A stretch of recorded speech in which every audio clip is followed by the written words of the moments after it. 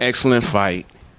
And as a first generation Nigerian myself, I see you repping the flag on your chest. It was on your trunks. You were one of 3 Nigerian champions last year. Yes, sir. Tell us what it means to represent Nigeria. Man, Nigeria means a lot to me. Not only because my family is there, but I feel like for me to see people of my same skin color, of my same nationality, being successful, it drives me, well, as a young person. So for me, it means a lot for me to be that to even one person out there, of my same nationality. It means a lot. It means a lot. Excellent. And though you may not have won the Battle of the Pop, yeah, you did win the war. Yes, sir.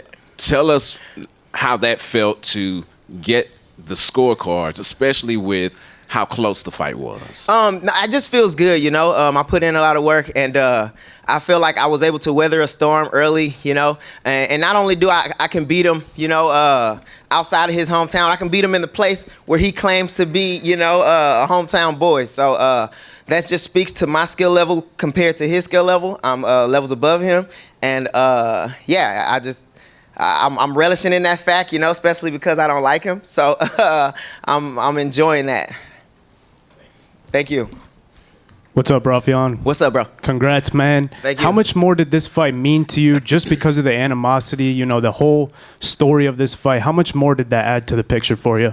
It added a lot because every time I can, anytime, I'm gonna say this over and over again, anytime I can punch Danny Sabatello in the mouth, I'm gonna take that opportunity. And I don't know how many more opportunities I'm gonna get like that. So for me to beat him and then beat him again just speaks to my skill level and my confidence in myself, my confidence in no matter where I'm at or how the chips may fall or how I did previously in fights, that I believe I'm the best in the world, and I believe I'm gonna go out there every time and I'm gonna down my shield, and I'm gonna show that. And like you said, you did have to deal with the boos of the crowd on your way out. Yeah. However, you did win them over in the middle of the fight and towards the end. What do you have to say about that? That's funny, yeah, because I wasn't like necessarily expecting boos, but I'm also one to my bad. I'm not one to expect boos, but I feel like I have a likable personality, and people are kind of gravitated to me. So, that's that. I definitely won the pop. I'm sorry, I'm looking at this fight and kind of losing my train of thought. But man, to have the boos and then people like cheering me at the end was kind of cool.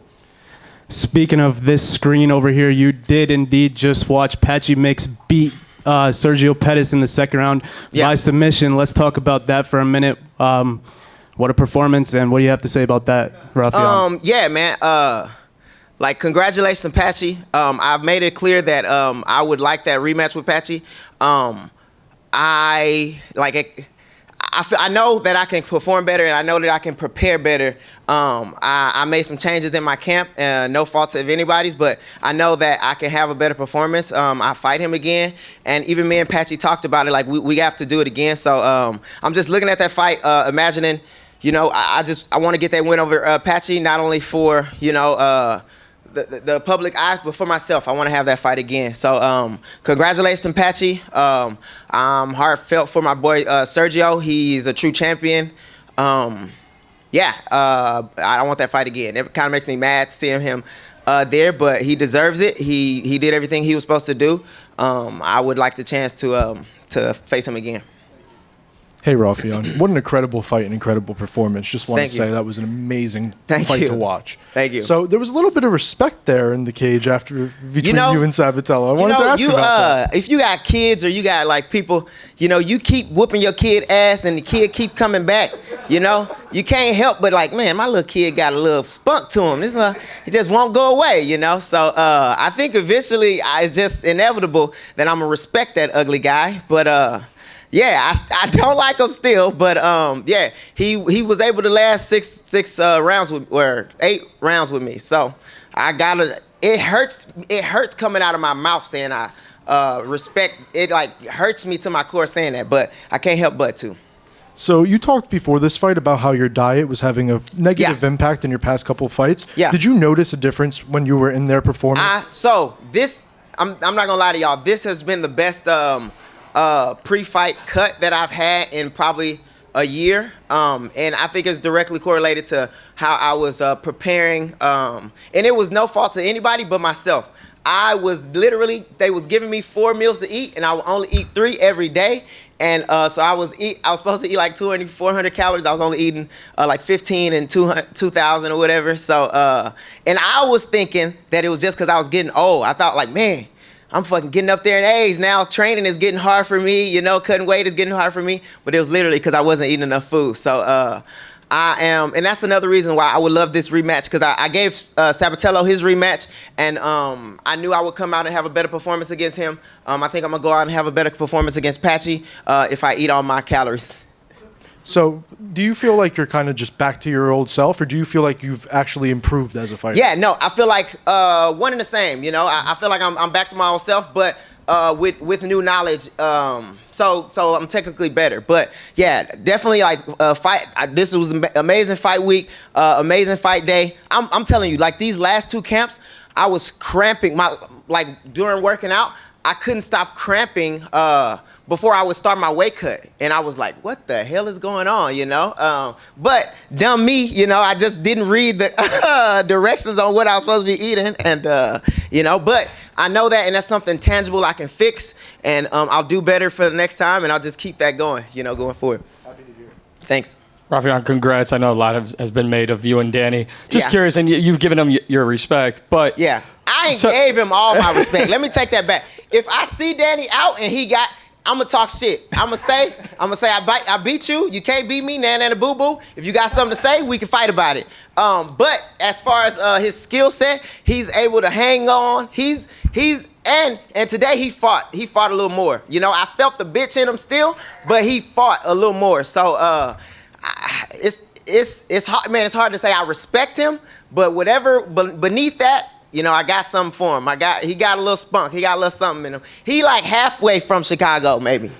Maybe that's it. What leaves that door open, though? Because obviously 2 wins, most people are like, yeah, dude, I've done it 8 rounds. I'm good. On to the next. You know you want the rematch with Patchy. Why just leave that door open? Just keep piling up the wins?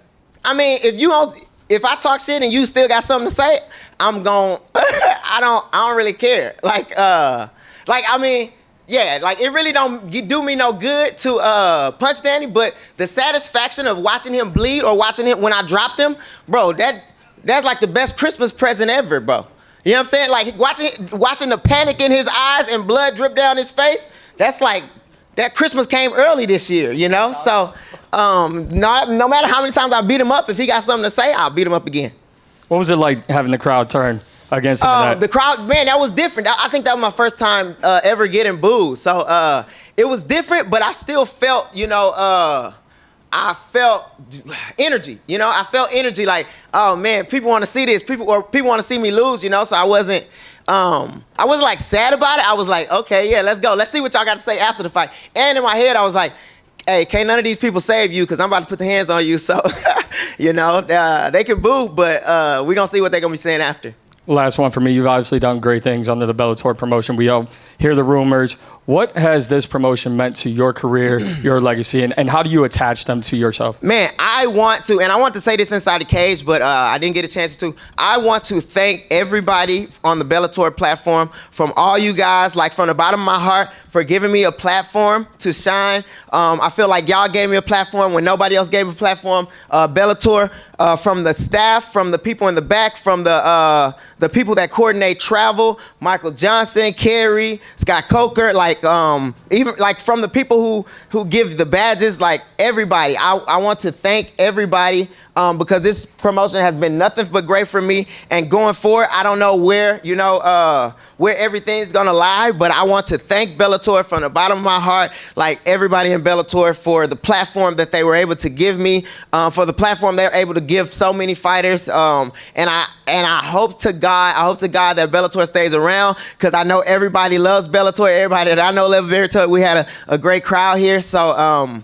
Yeah, I hope you know they've also developed a great freaking not only platform but show. They've created a great show. So, yeah, Bellator has a special place in my heart. Everybody here has a special place in my heart. So, Bellator, they mean a lot to me. Thank you. Congrats. You have a special place in our hearts too. I don't think you can call it a rivalry if you win both fights, but I think all of us in here would love to see a trilogy, man. Very cool, man. Like I said, if somebody gonna pay me to beat up Danny, like I'm there 100% of the time. Like it's gonna get harder and harder for him because he's gonna be running out of stuff to say. You know, if I keep punching him in the mouth and making him bleed and beating him and sending him out he ran out of the ring again. You know, so but yeah, I'm always down. You didn't think he'd have anything to say after the first one. You told me a month ago. He still was talking. You don't he still was talking. What about now? He got a little spunk. He got some spunk to him. I keep whooping his ass and he keep talking. So, you know, I got to halfway respect him for that, you know. You look at these guys in the room with you, Brian Butler, Eve Edwards, Cam Smotherman, the man, the myth, the legend, Waterfather, Jason. Yeah. What does it mean to you? How does it feel to bring this win back to all these people that believe in you and are with you every step of the way? Man, I'm so happy too because me and my team, you know, our team at the Jiu-Jitsu, our team at Metro Fight Club, everybody in Houston, Gracie Baja, team took, you know, we took an L. I took an L last year, you know, and you find out like who really with you. You know, you got people jump ships, you got people, you know, want to talk behind your back and stuff, but like, we are the best in the world, you know, and that just solidifies that, you know, everybody's on the up and up. And I want to say to all my teammates, hey, we winners. We gonna come back winners. We always gonna be winners. You know what I'm saying? So let's keep this thing rolling, baby. Let's go. And then one last one about you. We talked about these guys, but about you. That was your 20th professional victory, I believe. Oh yeah, it was 20th professional victory from all the way from 1 to 20. It's a big milestone. All the ups and downs throughout your career. How proud are you of yourself? You stuck through this whole fight career. Now you've made it to 20 wins. Man, I'm super proud. Yeah, I did not even think about that. Yeah, it's my 20th win. Man, that's crazy, man. That's just a testament, you know, the consistency, the people I got around me. Eve Edwards in the building, Cameron Smotherman in the building. I got amazing management, and yeah, they then took me to the top. So I'm super happy. I'm super blessed with the people I have around me. I can't ask for better people, so I'm happy, man. Let's keep it moving. Thank you, man. Thanks, bro. Rush MMA, let's go.